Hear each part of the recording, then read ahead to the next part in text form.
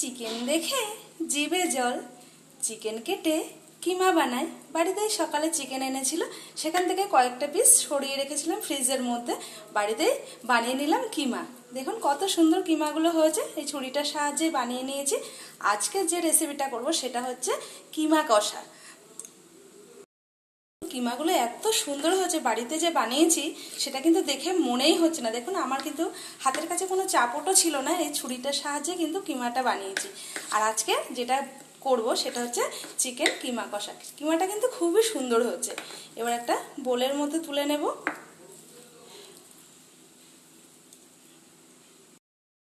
On করে কিন্তু কড়াইটা বসিয়ে দিয়েছিলাম। এবার কড়াইয়ের মধ্যে দিয়ে দেবো একটু সাদা তেল, কিন্তু দিয়ে দিয়েছি। দিয়ে দেবো 1 চামচ বাটার।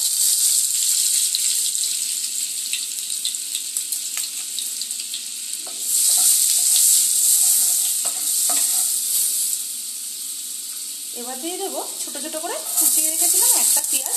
সেই পেঁয়াজটাকে পুরোটাই দিয়ে দেবো, দিয়ে একটু লাল মতো করে ভেজে নেব। দিয়ে দেবো 1/2 চামচ গোটা জিরে। জিরেটা এই পেঁয়াজের সময় একটু লাল করে ভেজে নেব। দিয়ে দেবো 1 চামচ আদা পেস্ট, 1 চামচ রসুন পেস্ট, পুরোটাই দিয়ে দেবো। দিয়ে একটু নাড়াচাড়া করে নেব যত সময় আদা রসুনের গন্ধটা চলে যায়। দিয়ে দেবো 1/2 চামচ লবণ, 1 চামচ হলুদ গুঁড়ো, দিয়ে আবারও একটু নাড়াচাড়া দিয়ে নেব।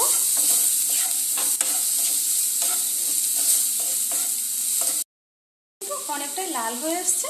এবার যে চিকেনটাকে কিমা করে রেখেছিলাম চিকেনটা কিন্তু পুরোটাই দিয়ে দেবো। আমি কিন্তু চিকেনটা আগেই ধুয়ে রেখেছিলাম, ধোয়ার পরে কিন্তু কিমা বানিয়েছি। এবার চিকেনটা দিয়ে খুব ভালো করে কষাবো।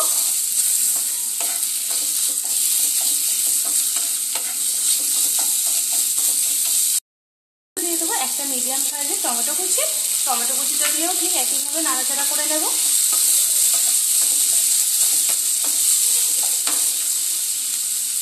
এবার আমি একটু ঢাকা দিয়ে দেবো, টমেটোটা যত সময় না নরম হয়। এটা খুলে নেব। টমেটোটা কিন্তু অনেকটা নরম হয়ে গেছে। এবার দিয়ে দেব ওই চামচেরই 1/2 চামচ জিরের গুঁড়ো, দিয়ে দেবো ওই চামচের 1/2 চামচ ধনে গুঁড়ো। দিয়ে খুব ভালো করে আবারও নাড়ি চাড়িয়ে নেব। খুব ভালো করে কিমাটার সঙ্গে কষিয়ে নেব গুঁড়ো মশলাটা। খেতে কিন্তু অসাধারণ লাগে, ভাত রুটি পরোটা খুবই সুন্দর লাগে খেতে। একটা গরম গরম ভাতের সঙ্গেও কিন্তু দারুণ লাগে, আর রুটি পরোটার সঙ্গে তো কোনো কথাই হবে না, জাস্ট অসাধারণ।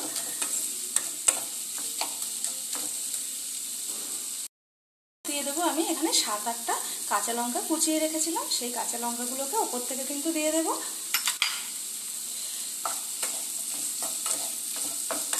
যে যেমন ঝাল খাবেন সেরকম বুঝেই লঙ্কাটা দেবেন।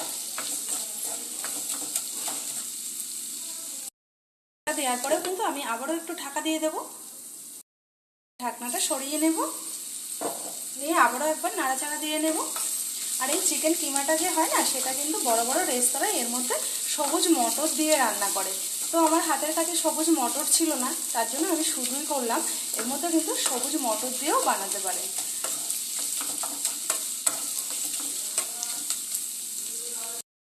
দিয়ে দিয়েছিলাম যে চামচগুলোতে সব মশলা মেপেছিলাম, সেই চামচেরই 2 চামচ টক দই দিয়ে দিয়েছিলাম। টক দইটা দিয়েও ঠিক একইভাবে নাড়াচাড়া করে নেব। আর এই রান্নাটা করতে কিন্তু একটুও বেশি সময় লাগে না, খুবই অল্প সময়ে খুবই একটা সুস্বাদু রান্না। ঝটপট বাড়িতে বানিয়ে নিন, আর খেতে কিন্তু খুবই সুন্দর লাগে। কিমা কিন্তু আমার রেডি একদম কত কম সময়ের মধ্যে। চিকেনেরও এত সহজ একটা রেসিপি করা যায়। তো আমি এবার দিয়ে দেবো একটু ওপর থেকে একটু গরম মশলা, তাহলে আমার রান্নাটা একদম কমপ্লিট হয়ে যাবে। 1 চামচ গরম মশলা গুঁড়ো দিয়ে দিলাম। এবার গ্যাসটাকে একদম অফ করে দেব, দিয়ে আরও একবার নাড়াচাড়া দিয়ে নেব। দেখুন একদম কিন্তু আমি শুকনো শুকনো করিনি, একটু কাদা কাদা টাইপের করেছি। একদম দেখুন গায়ে গায়ে গ্রেভিটা। আর এখানে খুবই কিন্তু পেস্ট গ্রেভি দেওয়া যাবে না, মানে পেস্ট মশলাগুলো এখানে দেওয়া যাবে না, তাহলে একটা বেশি কাদা কাদা ভাব চলে আসবে। এখানে কিন্তু আমি সবই গুঁড়ো মশলা ব্যবহার করেছি, টমেটোটাও কেটে দিয়েছি, লঙ্কা যেটা সেটাও কিন্তু আমি পেস্ট দিইনি, মানে কেটে দিয়েছি। এই রেসিপিটা ঠিক এমনভাবে করলে খেতে কিন্তু দারুণ লাগে আর একদমই অল্প সময়ে হয়ে যায়। আমার এই রেসিপিটা করতে মাত্র সময় লেগেছিল 10 মিনিট। 10 মিনিটের মধ্যে এত সুন্দর একটা রেসিপি ভাবা যায় বলুন তো?